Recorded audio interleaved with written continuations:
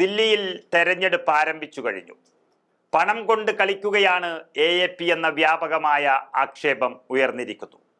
മദ്യനയത്തിൽ കോടികൾ കൈക്കലാക്കിയെന്ന് അന്വേഷണത്തിൽ തന്നെ കണ്ടെത്തിയത് വെറുതെയല്ല എന്ന് വ്യക്തമാക്കുന്നതാണ് അവസാന നിമിഷം വരെയുള്ള അവരുടെ പ്രവൃത്തികൾ സൂചിപ്പിക്കുന്നത്.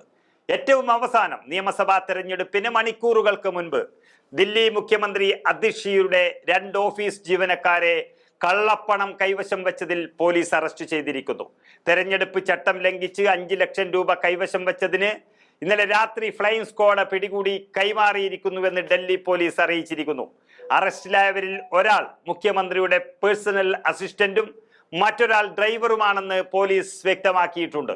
5 ലക്ഷം രൂപയുമായി ചിലർ പിടിയിലായിട്ടുണ്ട് എന്ന് ഫ്ലൈയിങ് സ്ക്വാഡ് അറിയിച്ചതിന് പിന്നാലെയാണ് തങ്ങൾ അവിടെ എത്തിയത് എന്ന് ഗൗരവ്, അജിത് എന്നിവരെ കൈമാറിയെന്നും പോലീസ് ഉദ്യോഗസ്ഥർ അറിയിച്ചിരിക്കുന്നു. ഇരുവരും മുഖ്യമന്ത്രി അതിഷിയുടെ ഓഫീസ് ജീവനക്കാരെന്നാണ് വിവരം ലഭിച്ചിരിക്കുന്നത് എന്ന് Delhi south east DCP Ravikumar Singh ആണ് വ്യക്തമാക്കിയത്.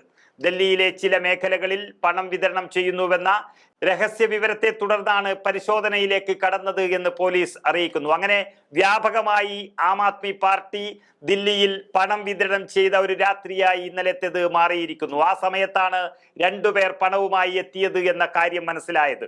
ഇവരുടെ കാർ പരിശോധിച്ചപ്പോഴാണ് പണം പിടിച്ചെടുത്തത് എന്ന് പോലീസ് വ്യക്തമാക്കിയിരിക്കുന്നു.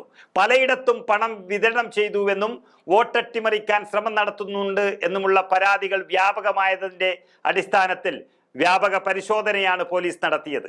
അതേസമയം വിഷയവുമായി ബന്ധപ്പെട്ട് AAP ഇതുവരെ പ്രതികരിച്ചിട്ടില്ല.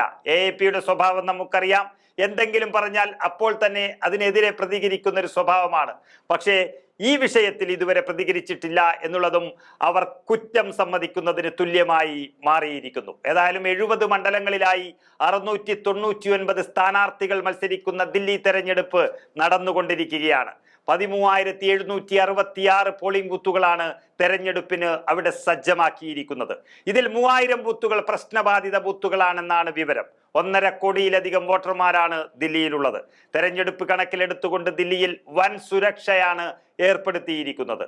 220 അർദ്ധസൈനിക യൂണിറ്റുകളും 30,000 പോലീസ് ഉദ്യോഗസ്ഥരെയും ദില്ലിയിൽ വിന്യസിച്ചിട്ടുണ്ട്. ശനിയാഴ്ചയാണ് ഫലപ്രഖ്യാപനം വരുന്നത്. ഏതായാലും പരിപാവനമായ ജനാധിപത്യ സംവിധാനം രാജ്യ തലസ്ഥാനത്തായാലും കള്ളപ്രചരണങ്ങളും കള്ളപ്പണങ്ങളും കൊണ്ട് സമ്പന്നമായിരുന്നു എന്നുള്ളത് ആശങ്ക തന്നെയാണ് ജനിപ്പിക്കുന്നത്.